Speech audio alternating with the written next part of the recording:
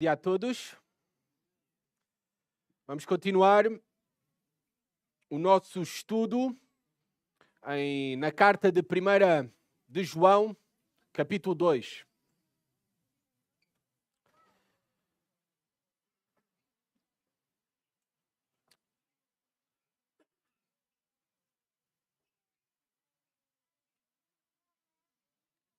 Primeira João, capítulo 2. O título do sermão, como vocês podem ver, especialmente as crianças que gostam de tomar nota e começam logo por perguntar aos seus pais: qual é o título do sermão? Qual é o título do sermão? Hoje podem olhar para os televisores e têm aí o título do sermão: O caminho da vitória.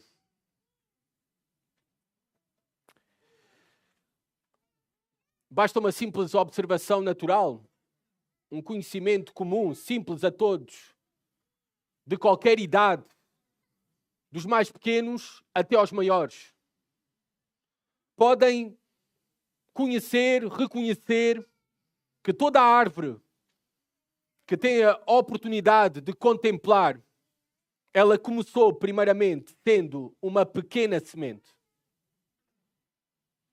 Também, todos nós sabemos que a vida de todo homem, ela começa da mesma maneira, para todos.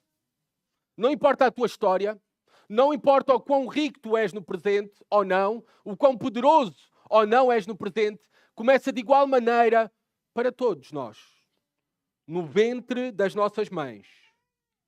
E manifesta-se ao mundo, nos manifestamos ao mundo, num pequeno e frágil bebê. Um pequeno e frágil começo. Todos nós iniciamos a vida da mesma maneira. Mas agora, neste salão, apesar de termos todos nós iniciado a vida da mesma maneira, nós estamos em fases diferentes da vida. Alguns estão apenas no início da corrida da vida. Outros já estão nos últimos metros da corrida desta vida. Há diferentes fases e estágios. Todos nós estamos aqui dentro deste mesmo salão, estão representados diferentes níveis de progressão, de crescimento. É assim também na vida cristã. Exatamente igual. Nós iniciamos todos da mesma maneira, como bebés espirituais, nascidos de novo em Jesus Cristo. Novas criaturas. Mas, no presente, com o passar do tempo, na Igreja de Cristo, conforme nós podemos confirmar na nossa própria realidade, no nosso próprio contexto local, dentro desta grande família, há pessoas em diferentes estágios de progressão. Mas todos nós estamos no mesmo caminho. O caminho da vitória. O caminho da vitória. É isto que o apóstolo João diz, neste capítulo 2, dos versículos 12 até ao versículo 17. Não importa o estágio em que tu estás, a progressão em que tu estás, a maturidade em que tu estás, todos nós iniciamos da mesma maneira e estamos no mesmo caminho. O caminho da vitória. Vamos ver isso nas palavras do apóstolo João. 1 João capítulo 2, versículo 12 ao versículo 17. Vamos colocar-nos de pé, por favor, para ler a palavra de Deus, aqueles que podem.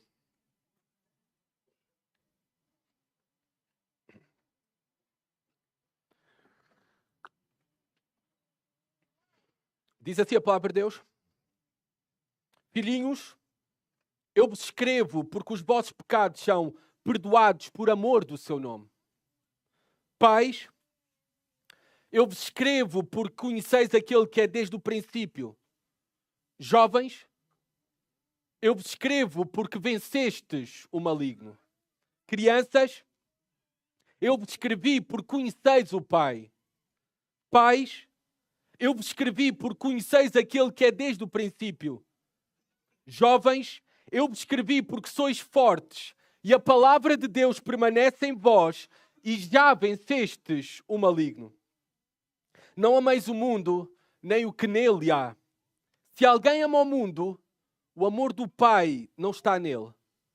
Porque tudo o que há no mundo, o desejo da carne, o desejo dos olhos e o orgulho dos bens, ou, noutra tradução, literalmente, a soberba da vida, ela não vem do Pai, mas sim do mundo. Ora, o mundo passa, bem como os seus desejos, mas aquele que faz a vontade de Deus permanece para sempre. Podem sentar-se, obrigado.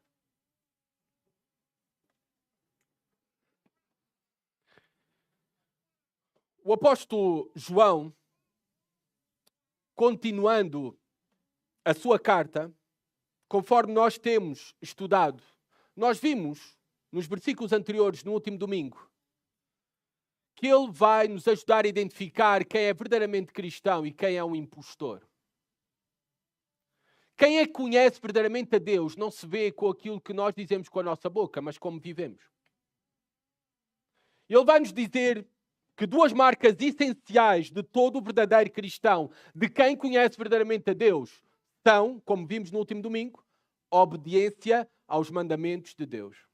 Obediência à palavra de Deus. Perfeita, não. Mas há um esforço, há um interesse, há um desejo. Caímos, nos arrependemos, confessamos os nossos pecados. Obediência aos mandamentos de Deus. A segunda manifestação e prova de alguém que conhece verdadeiramente a Deus, o apóstolo João diz-nos que é através do amor.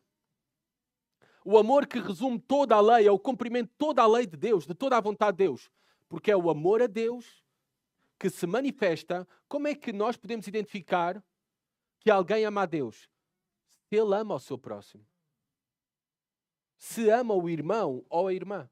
Então, para o apóstolo João é muito simples identificar um cristão e é possível saber se tu verdadeiramente conheces a Deus. Através desses dois testes, destas duas provas, obediência e amor. O apóstolo João continua a escrever esta carta e vamos agora refletir nestes versículos que acabamos de ler. Ele vai-nos agora apresentar mais uma metáfora. Já nos tem apresentado ao longo da carta várias ilustrações, metáforas, para se referir à vida cristã.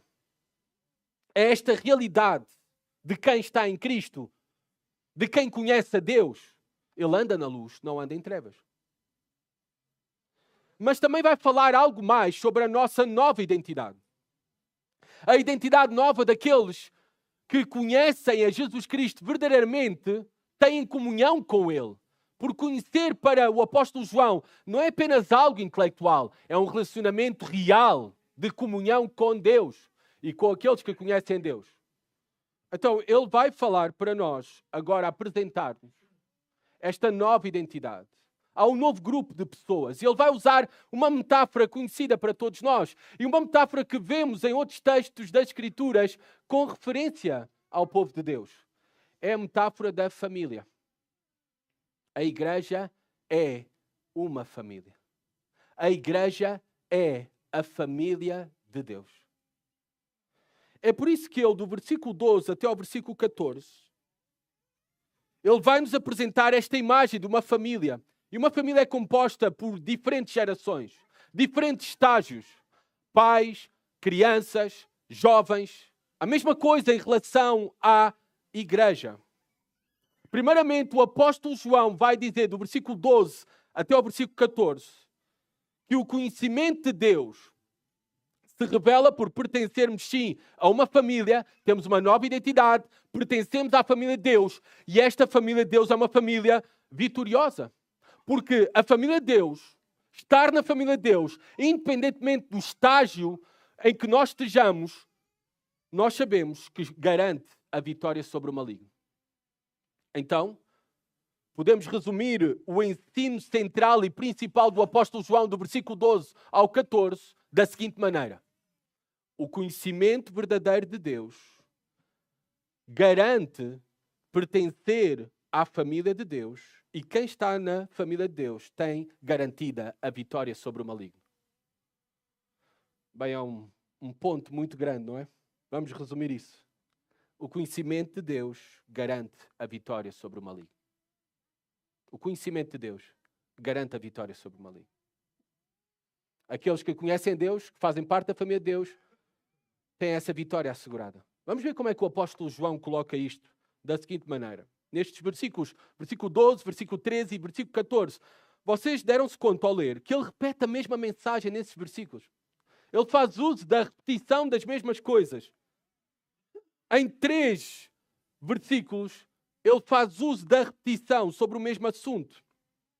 Nós sabemos que o uso da repetição é com o propósito de enfatizar algo. Ele usa esta metáfora bem conhecida por todos nós, a família, porque ele está a dirigir unicamente à família de Deus, aos filhos de Deus. Aqueles que são filhos de Deus porque nasceram de novo. São novas criaturas, têm novos desejos, têm uma nova natureza e, como tal, têm novos propósitos, têm uma nova identidade. Se estamos verdadeiramente em Jesus Cristo, nós temos uma nova identidade. Já não somos filhos da desobediência, somos filhos de Deus. Somos parte da família de Deus. É por isso que ele começa o versículo 12 da seguinte maneira: filhinhos.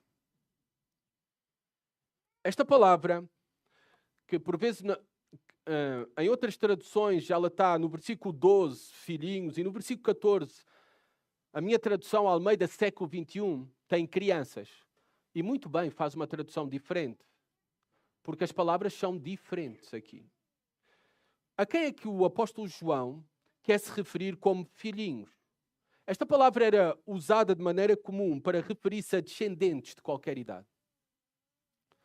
Não especificamente a crianças, ou somente a crianças. Mas a descendentes de qualquer idade. É o mesmo termo que Jesus usou para com os seus discípulos. Reparem, eu vou ler para os irmãos no Evangelho de João, capítulo 13, versículo 33. Reparemos que Jesus usou este mesmo termo com referência aos discípulos. E o apóstolo João, nas suas cartas, vai usar este termo filhinhos 6 vezes ao longo das suas 3 cartas. Reparem como Jesus usou este mesmo termo, esta mesma palavra para os seus discípulos. João capítulo 13, versículo 33. É a mesma palavra no grego, no original. Filhinhos, estarei convosco apenas mais um pouco. Vós me procurareis, e como eu disse aos judeus, também vos digo agora, para onde eu vou, não podeis ir. Filhinhos, de onde é que o apóstolo João aprendeu a tratar assim aqueles que são filhos de Deus, que são parte da família de Deus como filhinhos? Aprendeu do próprio Cristo. Ele está a usar aquilo que ouviu. Lembram-se do início da carta? Ele ouviu a Jesus Cristo. Ele viu a Jesus Cristo. Ele tocou em Jesus Cristo. No próprio Deus encarnado. E aquilo que ouviu, ele está a reproduzir. E refere-se só aos discípulos de Jesus Cristo como filhinhos, no mesmo termo que o próprio Senhor Jesus Cristo se referiu aos discípulos dele. E ele diz o seguinte: porque os vossos pecados são perdoados por amor do seu nome. Agora, há quem vai interpretar este texto da seguinte maneira. O apóstolo João aqui está a dividir em categorias de idades diferentes. Então, chega uma conferência de jovens e vão usar esse texto para falar: jovens, vocês venceram o maligno. Mas não tem nada a ver com o que o apóstolo João está a querer ensinar para nós. Ele está a usar uma metáfora da família de Deus. Ele não está focado na faixa etária. Porque todos aqueles que fazem parte da família de Deus, todos aqueles que são discípulos de Jesus Cristo, os seus pecados já foram perdoados por amor do seu nome. Todos. Todos nós que estamos em Jesus Cristo, que confessamos a Jesus Cristo como nosso Senhor e Salvador, que queremos unicamente para a nossa salvação, para o perdão dos nossos pecados, na pessoa e obra de Jesus Cristo, unicamente, nós já temos os nossos pecados perdoados. Nós já fomos reconciliados com Deus. E fomos não por méritos próprios. Não há nada de mérito em nós. Nós éramos miseráveis pecadores, filhos da desobediência, filhos da perdição. Mas através do favor e do amor de Deus por nós, Ele nos escolheu amar. Ele escolheu enviar o seu Filho para morrer no nosso lugar na cruz do Calvário, para pagar o preço pelos nossos pecados que nós não podíamos pagar, para a remissão dos nossos pecados e a nossa reconciliação com Ele para todo o sempre, por amor do seu nome. Ele fez isso por amor do seu nome. E é por amor que Ele decidiu derramar sobre nós o seu amor, que nós obtemos o perdão de pecados. Não é por méritos a vida cristã. Não nascemos de novo porque somos melhores do que os que estão lá fora. Nós nascemos de novo unicamente porque fomos objetos, por pura graça, do amor de Deus em nosso favor. Pura graça. E olhem o que esse amor conquistou para nós. Nós sabemos que continuamos pecadores. Não somos perfeitos, a obra de Deus ainda não foi completa em nós, mas nós sabemos que somos pecadores perdoados. Não é algo maravilhoso saber que somos pecadores perdoados para todo sempre? Porque os vossos pecados são perdoados por amor do seu nome. E esta é uma realidade para cada filho de Deus, não importa a idade. Não importa quando iniciou a sua vida cristã, quando nasceu de novo. Esta é uma realidade para todos, de igual forma. O que nos dá o poder de sermos feitos filhos de Deus é o perdão dos nossos pecados. Unicamente obtemos o mesmo pela obra amorosa de Jesus na cruz do Calvário em nosso favor. Nós sabemos que essa é a única razão que nos garantiu o direito de sermos feitos filhos de Deus. E de sermos chamados filhos de Deus. E reconhecidos para todo o sempre como filhos de Deus. É por isso que nós estamos aqui para adorá-lo. Porque só Ele é digno de toda a glória. Por causa do seu grande amor, da sua grande graça, misericórdia e bondade estendida para nós, miseráveis pecadores. Que mesmo desfrutando do seu amor e o seu amor, tendo conhecido o seu amor e o seu amor sendo derramado em nós, mesmo assim, nós continuamos muitas vezes a preferir e a escolher o pecado, a sermos ingratos, a murmurar, a queixar-nos. Mas o seu amor é perfeito e completo em nós, em Jesus Cristo. É por isso que eu creio aqui, que uso aqui de pais, jovens, crianças, conforme está aqui. É uma referência a diferentes estágios no nível de progressão da vida cristã. Não está a falar especificamente para uma faixa etária específica. Porque a realidade da comunhão com Cristo é real para todos. Não é só para uma determinada faixa etária. Reparem como ele faz isto nesta metáfora. Versículo 13, pais. Pais, eu vos escrevo porque conheceis aquele que é desde o princípio. Esta palavra que nós traduzimos como pais pode ser também traduzida como avós. É um termo que faz, obviamente, referência à maturidade. A maturidade pode envolver idade, mas não necessariamente. Idade não necessariamente é sinónimo de maturidade. Idade não necessariamente é sinónimo de maturidade. Isto se aplica também na vida cristã. Idade não é sinónimo de maturidade espiritual. Na família de Deus, há filhos maduros, que como são filhos maduros espiritualmente, têm crescido e progredido espiritualmente, têm sido aperfeiçoados na obediência aos mandamentos de Deus, têm manifestado o mesmo, isso é que é verdadeira maturidade espiritual. Eles se tornam para os demais dentro da família de Deus como os pais espirituais. Eles se tornam os pais espirituais e mães espirituais de muitos dentro da família de Deus. Eles se tornam os pais porque eles são dignos de imitação. O que é que faz um filho pequeno? Ele busca imitar os seus pais, vestir a mesma roupa, calçar o mesmo calçado, falar da mesma maneira. Nós podemos às vezes identificar os filhos. Olha, está a imitar o pai. Olha, esta filha está a imitar a mãe. Faz a mesma coisa que a mãe faz. Porque filhos buscam imitar os pais. Porque seguem o exemplo dos pais. Têm influência dos pais. Na família de Deus, também aqueles que são maduros espiritualmente, que mostram essa maturidade por meio da obediência aos mandamentos de Deus e o amor genuíno, verdadeiro a Deus, que se transforma e se revela, se expressa no amor em ação pelo irmão e irmã, eles são dignos de imitação. Por isso que o apóstolo Paulo diz, imitem-me a mim, como eu imito a Cristo. Esses são aqueles pais e mães espirituais dentro da igreja. aqueles irmãos e irmãs que são dignos de imitação da sua fé. Aqueles homens que são dignos de imitar, aqueles esposos que são dignos de imitar pela maneira como nós vemos, conforme eles amam as suas famílias, amam as suas esposas, disciplinam os seus filhos.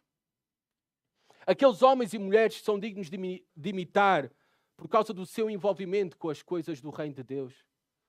Como eles servem a igreja do Senhor, o povo de Deus.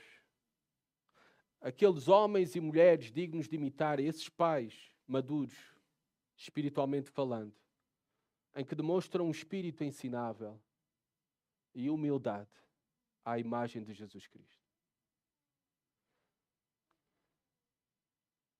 A estes, o apóstolo João diz, que estão neste estágio de maturidade, o apóstolo João diz o seguinte: Pais, eu vos escrevo porque conheceis aquele que é desde o princípio. Nós sabemos e já vimos aquele que é desde o princípio, aquele que é a fonte de todas as coisas. Por isso é aquele que é desde o princípio. Porque ele é a origem de todas as coisas.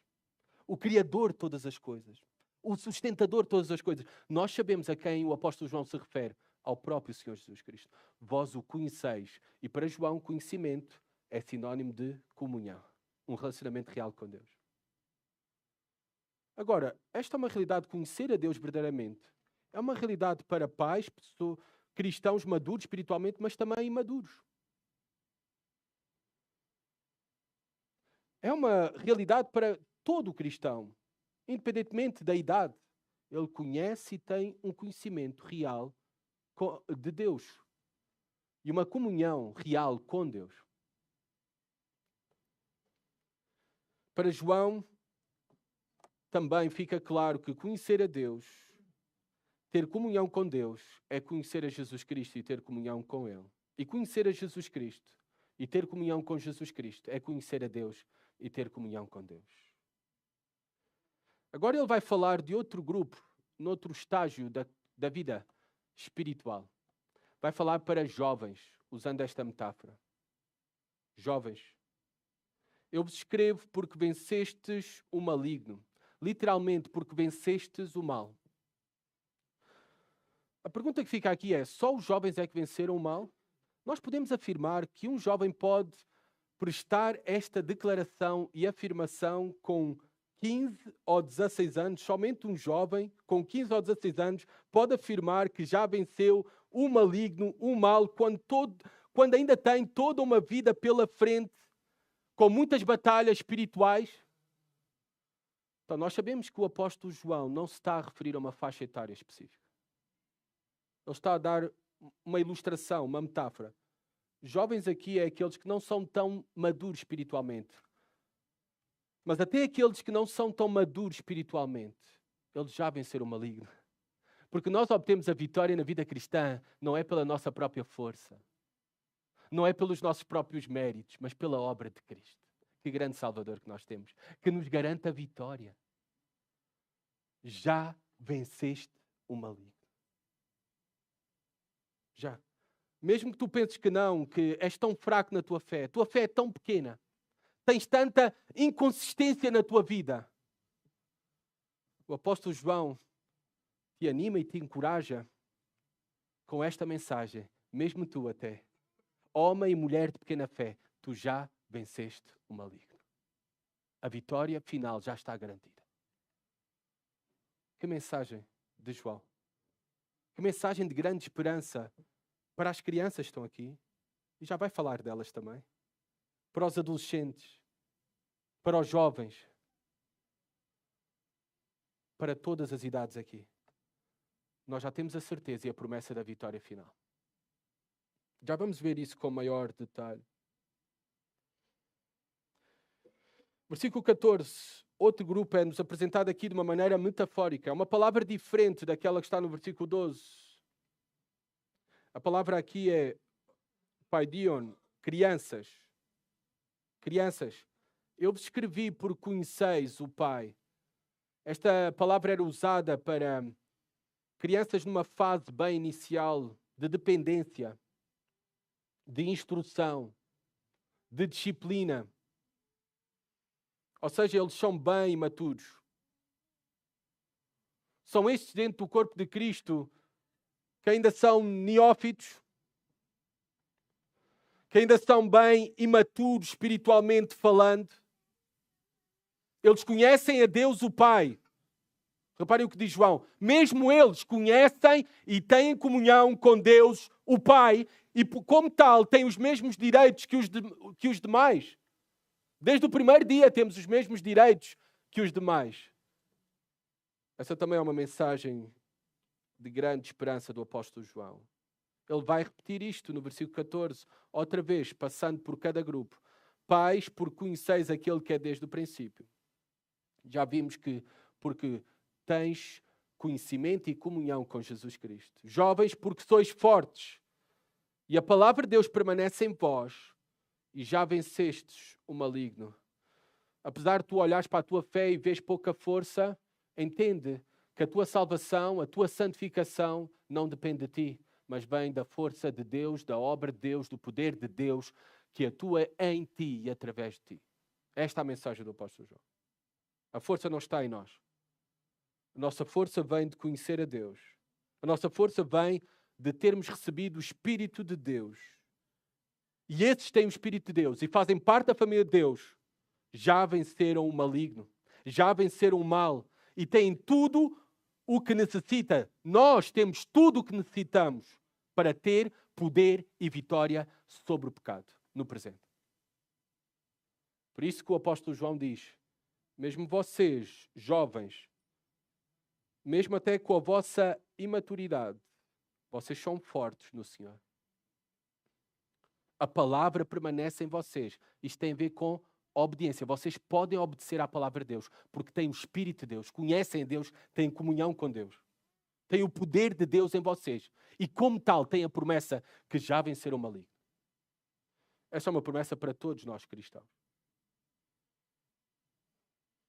Em Cristo nós somos mais que vencedores. Querem ver isto?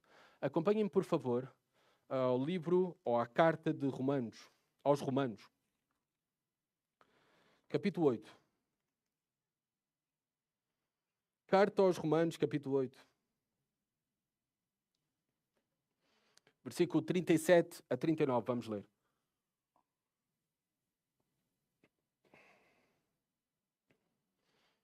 Diz assim a palavra de Deus, falando para os cristãos, para a igreja em Roma e obviamente para todos os discípulos de Jesus Cristo. Não importa se são pais, jovens, crianças. Esta é uma promessa para todos nós. Esta é a nossa realidade para todo o sempre. Diz assim, versículo 37, mas em todas essas coisas somos mais que vencedores por meio daquele que nos amou, pois tenho certeza que nem a morte, nem a vida, nem anjos, nem autoridades celestiais, nem coisas do presente, nem do futuro, nem poderes, nem altura, nem profundidade, nem qualquer outra criatura poderá nos separar do amor de Deus que está em Cristo Jesus, nosso Senhor. Eu volto a ler o versículo 39. Nem altura, nem profundidade, nem qualquer outra criatura poderá nos separar do amor de Deus que está em Cristo Jesus, nosso Senhor. Vocês lembram-se como é que começou o versículo 12? Nós somos perdoados já por amor do seu nome. É através do perdão que nós obtemos a vitória final. E essa vitória já está garantida. A nossa salvação não se pode perder. Nada, nem ninguém nos pode tirar isso.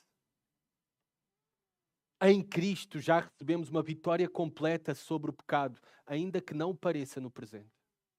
Ainda que pareça no teu estágio da vida cristã, em que tu estás, parece que não, que te falta tanto, que te custa tanto as disciplinas, os hábitos espirituais, que é uma realidade isso, que temos tantas tentações, que caímos tantas vezes, mas há uma promessa, que nós temos uma garantia em Jesus Cristo. Nele nós já recebemos uma vitória completa sobre o pecado, a morte, as tribulações, não apenas de uma maneira resignada, não apenas suportando a vida, vamos andando, vai indo.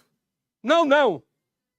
Mas até estas coisas, o pecado, a morte, as tribulações, tudo nesta vida, de acordo aos propósitos de Deus, nos beneficia e somos beneficiados no presente pelas mesmas. E até estas coisas, pelos propósitos de Deus, contribuem para o nosso bem, para a eternidade. Porque contribuem para a nossa transformação, para o nosso crescimento espiritual, até alcançarmos a glorificação final. É por isso que somos mais que vencedores. É por isso que o apóstolo João diz: já vencestes o maligno. O conhecimento de Deus, que nos permite fazer parte da família de Deus, e aqueles que fazem parte da família de Deus, já têm garantida a vitória sobre o maligno. Não importa se dás fruta a 30, a 60, a 100 por um, não importa. A vitória já está garantida. Que grande salvação que nós temos, que maravilhoso Salvador, conforme acabamos de cantar. Por último, versículo 15 a 17, o apóstolo João vai acrescentar algo mais. Este conhecimento de Deus que nos faz obter a vitória no presente sobre o pecado, já é desfrutada no presente, ainda não de uma maneira perfeita, mas ela já está garantida. Ela já está prometida. Mas no presente podemos obter a vitória sobre o maligno. Nós temos o poder para não vivermos em pecado. Nós temos o poder para vivermos em obediência, em amor. As marcas do verdadeiro conhecimento de Deus. Este conhecimento de Deus que nos garante a vitória sobre o maligno e garante algo mais. O apóstolo João agora vai dizer do versículo 15 a 17. Este conhecimento de Deus, este relacionamento real e verdadeiro com Deus, aqueles que fazem parte da família de Deus, eles são gerados em santificação. O conhecimento de Deus produz santificação e permanência eterna. É isto que o apóstolo João diz nestas palavras. Vamos olhar com cuidado. Voltando ali a 1 João. Não ameis o mundo, versículo 15. Nem o que nele há. Se alguém ama o mundo, o amor do Pai não está nele. O que é o mundo aqui para o apóstolo João? O mundo é o quê? As árvores? O mundo é o trabalho? O mundo é as casas? É os carros? É as coisas materiais, visíveis? O que é o mundo para o apóstolo João? O contexto nos diz o que é o mundo. Reparem no versículo 16. Porque tudo o que há no mundo, o que é que há no mundo então? O desejo da carne, o desejo dos olhos e o orgulho dos bens ou a soberba da vida, não vem do Pai, mas sim do mundo. Ou seja, o apóstolo João não se está a referir a coisas, mas está-se a referir a uma ordem, a um sistema, a crenças, a valores, a culturas, a filosofias. É isto que o apóstolo João se está a referir. Uma ordem de valores, de cultura, de crenças, de pensamentos, filosofias altamente e ferozmente contrárias a Deus e à sua vontade. É a esfera de domínio de Satanás. Este sistema. Ele não é tão visível para nós? O mundo é tão visível para nós? Um sistema, uma cultura, valores que são anti-Deus, que rejeitam a fé cristã, a vontade de Deus, que expulsam a Deus da sua cultura, da sociedade, das suas casas, das suas vidas, das suas ideias, dos seus pensamentos. É esse sistema que se opõe ferozmente a Deus. O apóstolo João está a dizer: não ameis o mundo, nem o que nele há. Porquê? Nós estamos no mundo. Nós estamos mergulhados no mundo, no meio desta geração corrompida e perversa, no meio desta cultura anti-Deus. Nós estamos no mundo. No entanto, o que o apóstolo João está a dizer é que nós devemos ser como... Vocês veem esta imagem, a água e o azeite que não se misturam? Apesar de estarem no mesmo recipiente, no mesmo copo, não se misturam. Bem, nós estamos no mundo, Mas aquilo que caracteriza verdadeiramente aqueles que conhecem a Deus é a separação do mundo.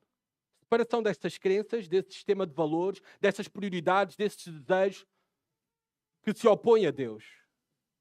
Nós estamos no mundo, mas como o nosso Senhor Jesus Cristo disse, nós não somos do mundo. Reparem, eu vou ler para vocês no Evangelho de João. Estou a tentar somente usar o Evangelho de João, porque estamos a estudar as cartas do apóstolo João. Como ele apresenta para nós isto? Através de ficar aqui registada a oração de Jesus Cristo sobre os seus discípulos. João capítulo 17, eu vou ler para os irmãos, versículo 14 a 17. Reparem o que disse o nosso Senhor Jesus Cristo. Eu lhes dei a tua palavra, o mundo os odiou, pois não são do mundo, assim como eu também não sou. Não rogo que os tires do mundo, mas que os guardes do mal, que os guardes do maligno. Eles não são do mundo, assim como eu também não sou. Santifica-os na verdade. A tua palavra é a verdade.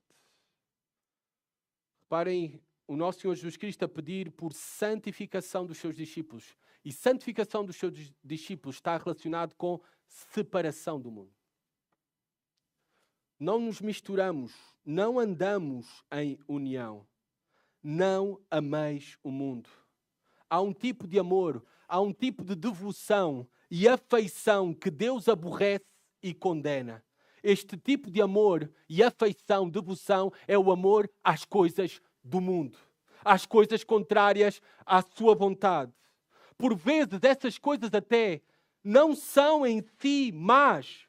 Dinheiro é apenas papel. Diplomas de estudos superiores, carreira de sucesso profissional, ter uma casa maior, um carro 0 quilómetros, não há nada de errado em si nessas coisas. Não há nada pecaminoso em si em obter, alcançar e prosseguir essas coisas. Essas coisas não são más em si mesmo, mas se tu tiveres uma devoção, afeição e amor maior por essas coisas do que fazer a vontade de Deus, aí está o grande problema. Se estas coisas ocupam a prioridade do teu tempo, para não teres o teu tempo de comunhão com Deus, de leitura da palavra de Deus e oração, aí está um problema e um sinal que tu amas o mundo. Se tu, por exemplo, preferes assistir um jogo de futebol ou estar a jogar videojogos, em vez de, por exemplo, juntar-te aos teus irmãos para orar com eles e buscar a Deus no culto de oração, aí está uma demonstração que tu amas o mundo. Porque essas coisas têm uma afeição, uma devoção maior do que Deus. E as coisas espirituais, as coisas concernentes ao reino de Deus. Se, por exemplo, gastar para ti 15, 20 euros num restaurante é completamente aceitável e normal e até dizes, bem, é um excelente preço hoje em dia, mas dar 15 euros para uma oferta para missões é um problema para ti, aí está um sinal que tu amas mais as coisas do mundo do que as coisas espirituais concernentes ao reino de Deus e de acordo à vontade de Deus. Se tu não consegues deixar de ouvir certo tipo de música com conteúdo imoral, pagão, profano, e quem fala de música fala de filmes ou séries, aí está um sinal que tu amas o mundo. Amas as coisas do mundo. Se tu não evitas certos lugares onde se pratica a imoralidade a olhos vistos, onde esse ambiente em nada glorifica a Deus, e tu sabes a que referência de lugares eu estou a referir-me, ou se tu navegas nas páginas da internet ou nas tuas redes sociais, desejando esses mesmos lugares e esse mesmo estilo de vida, aí está uma prova que tu amas o mundo. Se tu consegues identificar o teu amor por aquilo que há no mundo, e essas coisas têm uma devoção e afeição maior que as coisas espirituais. Sabem o que é que a Bíblia chama isso? Idolatria. Idolatria. Idolatria não é apenas nos curvarmos diante de imagens feitas de pedra, madeira, gesso. A idolatria começa no coração. Idolatria, na nossa vida, é tudo aquilo que nós temos em primeiro lugar, que requer a nossa maior prioridade, afeição e devoção. E até podem ser coisas boas. Mas essas coisas não podem estar no único lugar que pertence a Deus. Buscai primeiro o reino de Deus. Sabes o que é que Deus faz com ídolos ao longo das Escrituras? Ele os abomina e os destrói. E aquele que conhece verdadeiramente a Deus também deve abominar a idolatria dos nossos corações. Devemos abominar a idolatria dos nossos corações e destruir a mesma, arrancá-la com a ajuda do Senhor. Querem uma tarefa prática para saberes aquilo pelo qual tu és tentado à idolatria? Queres uma tarefa prática para poderes identificar quais são os ídolos no teu coração? Algo muito simples. Faz isto da seguinte maneira. Primeiramente, agarra numa folha em branco, numa caneta, e faz uma lista de todas as coisas que amas. Se amas a Deus, coloca lá nessa lista. Se amas a igreja, coloca lá. Se amas os teus pais, coloca lá. Se amas os teus filhos, coloca lá. O teu trabalho, o teu curso de faculdade, coloca tudo. Sporting, coloca tudo nessa lista.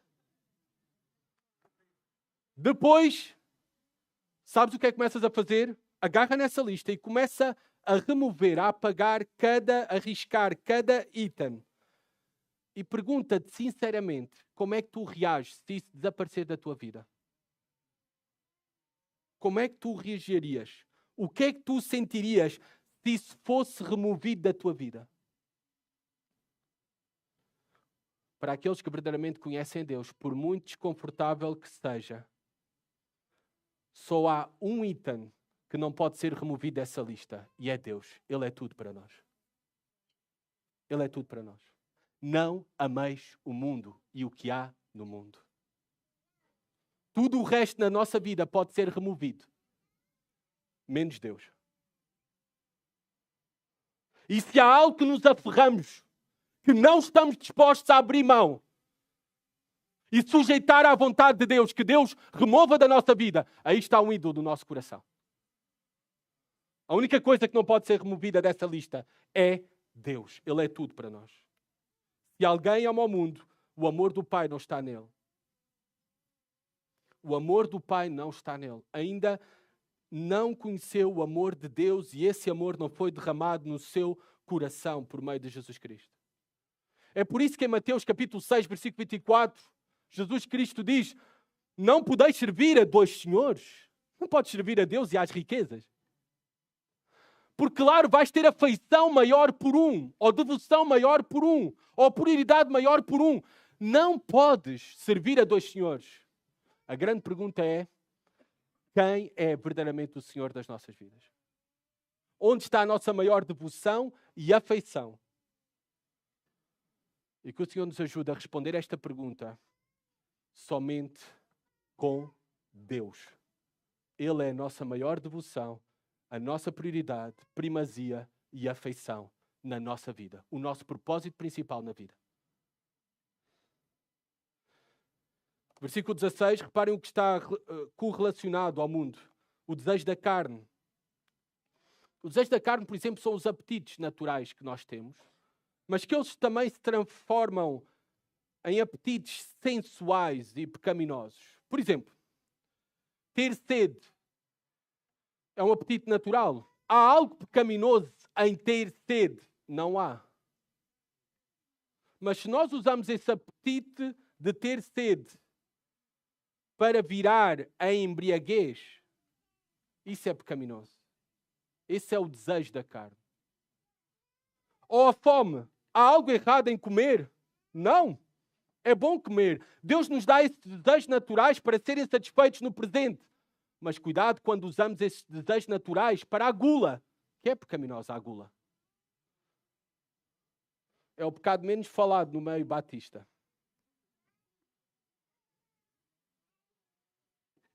Também cuidar do corpo. É algo pecaminoso cuidar do corpo? Não é. Devemos cuidar do corpo, ser bons mordomos do nosso corpo, descansar, uma alimentação correta, fazer prática de exercício físico, seria o ideal. Não há nada de errado, é bom. é saúde. Mas cuidado do corpo pode virar exibicionismo orgulhoso. E aí está o desejo da carne. Desejos naturais e até coisas boas que podem virar pecaminosas. Outro exemplo, o sexo. É um desejo natural que Deus nos deu. Ele é bom. De acordo aos propósitos de Deus, é algo maravilhoso. Mas fora da vontade de Deus, fora do casamento, ele é luxúria, é lascívia, é pecaminoso. Os desejos da carne. Aqueles que nós usamos, esses desejos naturais, de uma maneira contrária à vontade do Espírito de Deus, à vontade de Deus. Os desejos dos olhos. Olhos são uma criação incrível de Deus. É incrível. Realmente nenhuma tecnologia atual consegue reproduzir tudo aquilo que os nossos olhos fazem, realizam, de forma completa. Nenhuma tecnologia atual. É um privilégio que Deus nos dá, se nós estamos a ver e fazemos uso dos nossos olhos, é um privilégio que nós temos para o nosso deleite, para o nosso prazer, para apreciarmos tudo aquilo que o Senhor nos dá por meio da criação, desta criação. Mas, contudo, tal como os desejos naturais, nós podemos usar os nossos olhos de uma maneira pervertida, através de maus desejos. Esses maus desejos que se originam em nós por aquilo que nós vemos. É pelo ver que desejamos ter mais do que aquilo que Deus nos deu. E começa a insatisfação do nosso coração. É pelo ver que nós desejamos ter aquilo que não temos direito a ter, que não nos pertence. É pelo ver que nós andamos nas redes sociais a desejar ter a vida que o outro tem, por ciúmes e inveja. É pelo ver. O apóstolo João está a dizer para termos cuidado com os desejos dos olhos. Uma maneira de destruir relacionamentos numa igreja, sabem qual é a receita simples e fácil para destruir relacionamentos e dividir uma igreja? Ciúmes e inveja. E os ciúmes e inveja vêm através do ver. Começa aí. Ciúmes e inveja. É pelo ver, e reparem o que diz Provérbios, versículo 27 e 20, o inferno e o abismo nunca se fartam e os olhos do homem nunca se satisfazem. Se nós estamos a seguir o fascínio dos nossos olhos e queremos sempre mais através daquilo que vemos e buscamos mais, então nós nunca vamos chegar a um fim, nunca vai ser suficiente para nós, nunca serás satisfeito por essas coisas que tu vês, porque a nossa satisfação só está em Jesus Cristo. Só podemos encontrar em Jesus Cristo. Reparem, o apóstolo João diz a soberba da vida, este orgulho dos bens. Claro, se desejamos, através dos nossos desejos naturais, carnais, que se transformam em carnais, fora da vontade de Deus, e se nós desejamos através dos olhos e vamos prosseguir essas coisas, quando alcançamos essas coisas, nós confundimos, e esta é a grande mentira do mundo hoje em dia. A grande mentira, o maior engano deste mundo é dizer-te que tu és aquilo que tu possuis. Isto é uma grande mentira. Nós não somos aquilo que possuímos. A grande mentira deste mundo é dizer-te que tu és alguém por causa dessas coisas que tu tens, por causa da tua carreira profissional. É isso que te faz alguém. Por causa de uma conta bancária recheada. É isso que te faz alguém. Por causa do teu status ou posição. Por causa do teu diploma de mestrado ou doutoramento. Se alcançares isso, é isso que te faz alguém. Por causa do teu número de seguidores nas redes sociais, no YouTube. É isso que te faz alguém com significado. Nada disso tu vais poder levar para a eternidade quando morreres. Nada disso. Não serve para nada na eternidade. No presente, Deus dá-nos estas coisas até. Abençoa. E em si mesmas não há nada de errado. Mas elas não têm nenhum valor na eternidade. Elas não definem o destino eterno de ninguém. Reparem o que diz o apóstolo João.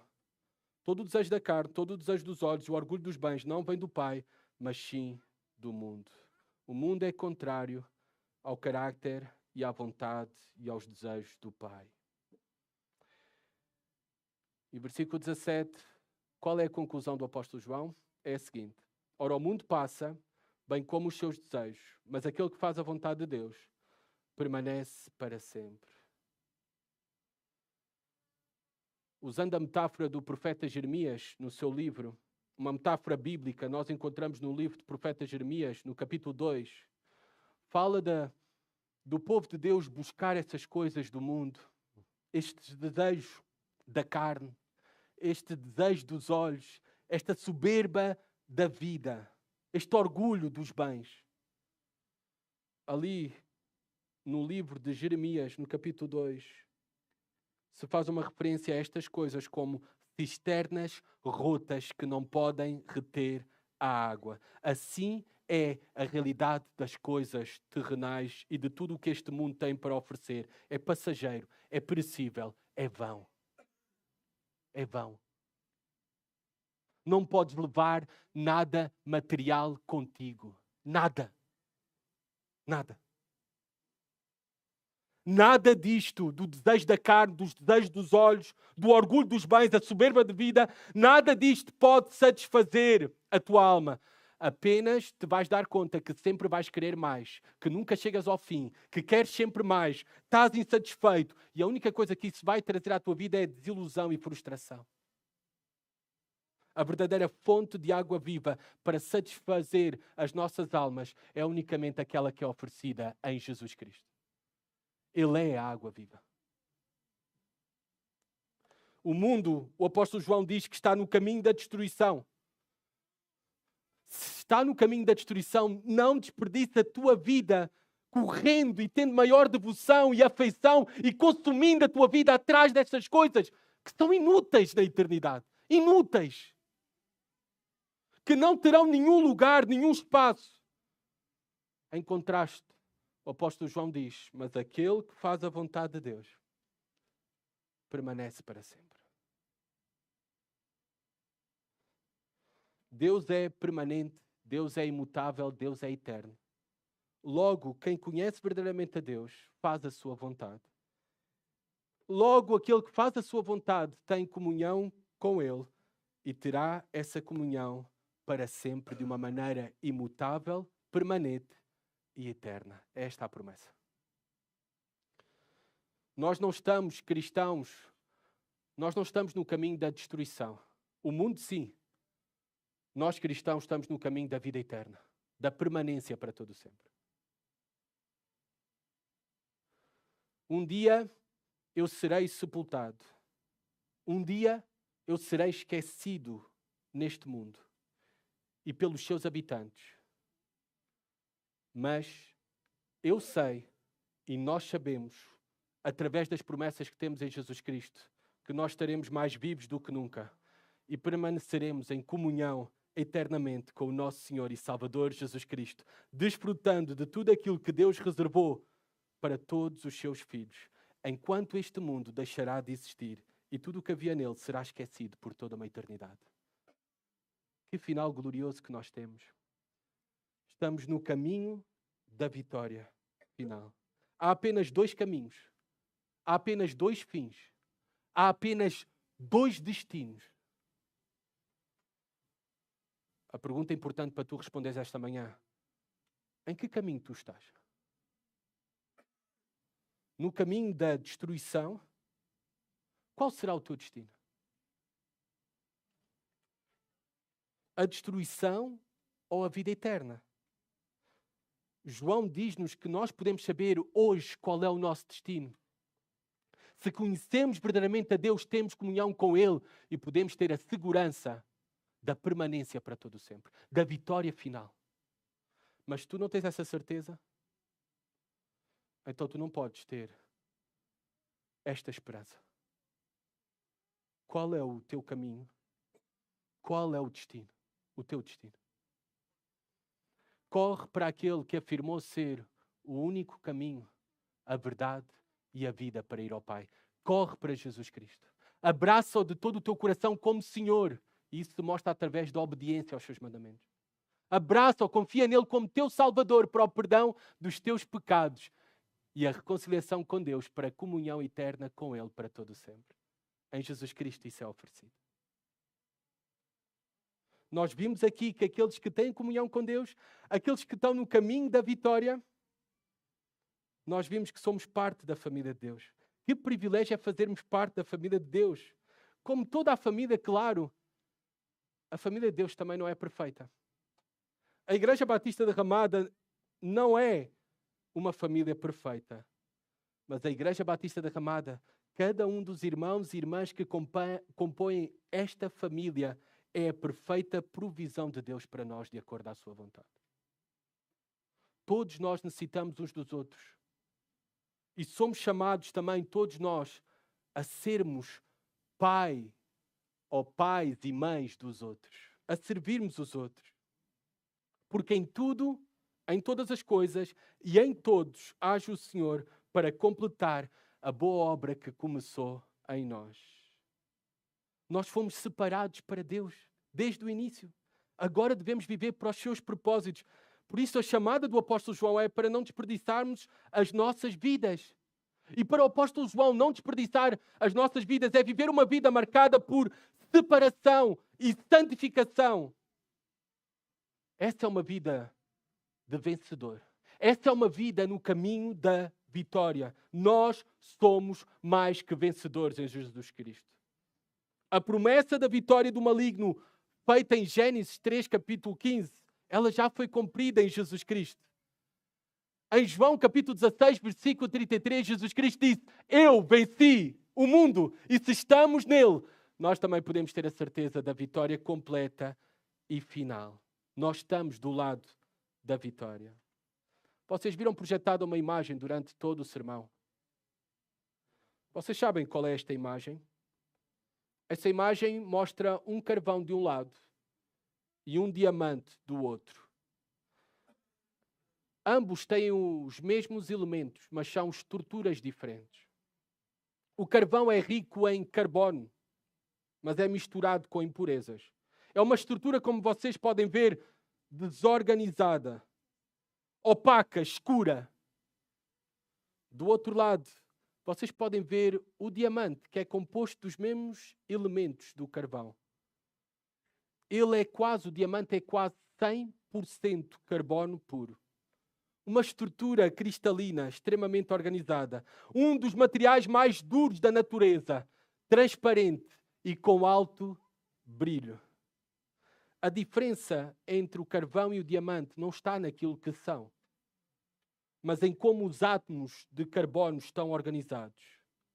Sob altíssima pressão e temperatura, o carbono pode cristalizar-se em diamante.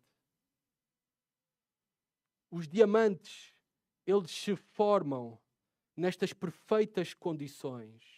Em laboratórios, cientistas podem fabricar diamantes sintéticos. Bem, pensemos na vida cristã. O Senhor está no laboratório, agarrando as nossas vidas, usando tudo de acordo aos seus propósitos. Estamos em diferentes estágios, mas Ele está a completar esta obra até aquele dia em que nos vai apresentar de uma maneira gloriosa, brilhante. É esta a grande obra que o Senhor está a fazer em nós, a produzir diamantes espirituais belos e brilhantes para todo o sempre, para a sua glória.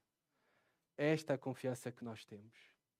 Que possamos nos alegrar com as promessas do nosso Deus, com a vitória que temos em Cristo e com tudo aquilo que Ele está a fazer nas nossas vidas. E uma das maneiras de mostrar a nossa gratidão é vivendo no presente, em santificação, em separação, em obediência e em amor. Oremos. Senhor, obrigado pela Tua palavra, obrigado pela obra maravilhosa de Cristo, Senhor, que nos alcançou, nos transformou, por essa boa obra que começaste, Senhor, e temos a promessa que Tu irás completar. Temos a promessa, Senhor, que seremos como diamantes, pedras preciosas, espirituais, belas e brilhantes para todo o sempre, para a tua glória, Senhor. Nós te louvamos já porque recebemos o perdão dos nossos pecados por meio de Jesus Cristo. Nós te louvamos porque continuas a trabalhar em nós por meio do teu Espírito na santificação e separação. Nós te louvamos porque temos um destino final a este mundo. Este mundo passará, Senhor. Mas nós iremos permanecer eternamente contigo, Senhor. Belos e brilhantes, Senhor, para todo o sempre, Senhor. Louvado sejas tu, que a nossa vida possa expressar verdadeira gratidão e adoração, Senhor, através da nossa obediência, através do nosso amor, através de não amarmos o mundo, mas vivendo de uma maneira separada, Senhor. E isto, Pai, para no presente já sermos cada vez mais brilhantes para a tua glória. Pedimos isso no nome do Senhor Jesus. Amém.